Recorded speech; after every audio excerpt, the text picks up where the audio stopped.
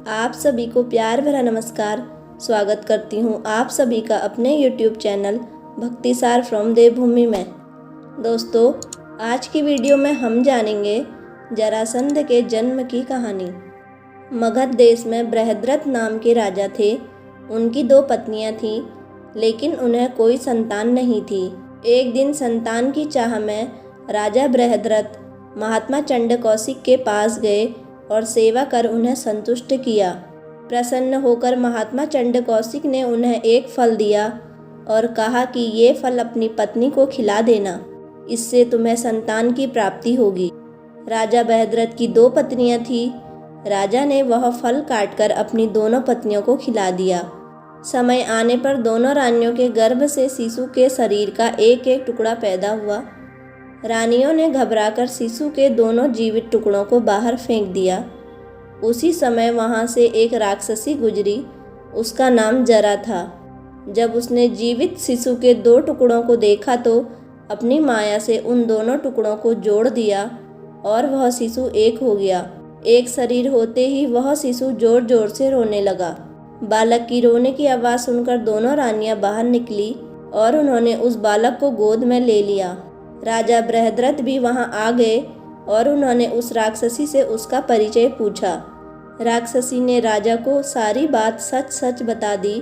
राजा बहुत खुश हुए और उन्होंने उस बालक का नाम जरासंध रख दिया, क्योंकि उसे जरा नाम की राक्षसी ने संधित किया था। जरासंध मगध का राजा था।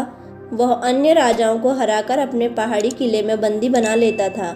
जरासंध बहुत ही क्रूर था। वह बंदी राजाओं का वध कर चक्रवर्ती राजा बनना चाहता था। भीम ने 13 दिन तक कुश्ती लड़ने के बाद जरासंध को पराजित कर उसका वध किया था। जरासंध भगवान शंकर का परम भक्त था। उसने अपने पराक्रम से 86 राजाओं को बंदी बना लिया था। बंदी राजाओं को उसने पहाड़ी किले में कैद कर लिया था। जरासंध 100 राजाओं को बंदी बनाकर उनकी बलि देना चाहता था, जिससे कि वह चक्रवर्ती सम्राट बन सके। जरासंध मथुरा के राजा कंस का ससुर था। उसकी दोनों पुत्रियों का विवाह कंस से हुआ था। श्री कृष्ण से कंस वध का प्रतिशोध लेने के लिए उसने 17 बार मथुरा पर चढ़ाई की, लेकिन हर बार उसे असफल होना पड़ा। जरासंध के भय से अनेक राजा अपने राज्य छोड़कर भाग गए थे।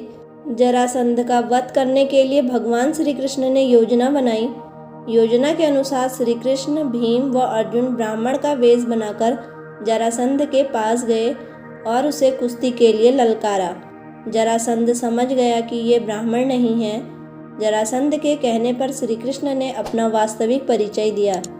जरासंध ने भीम से कुश्ती लड़ने का निश्चय किया। राजा जरासंध और भीम का युद्ध 13 दिन तक लगातार चलता रहा।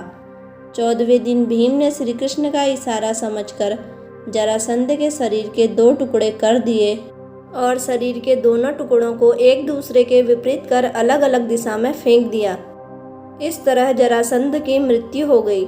जरासंध का वध कर भगवान श्री कृष्ण ने उसकी कैद में जितने भी राजा थे सबको आज़ाद कर दिया। तो दोस्तों, आपको हमारी वीडियो कैसी लगी? प्लीज़ कमेंट बॉक्स में अपनी राय ज़रूर दें और इसी तरह की वीडियो देखने के लिए हमारे चैनल को लाइक, शेयर और सब्सक्राइब ज़रूर करें। धन्यवाद।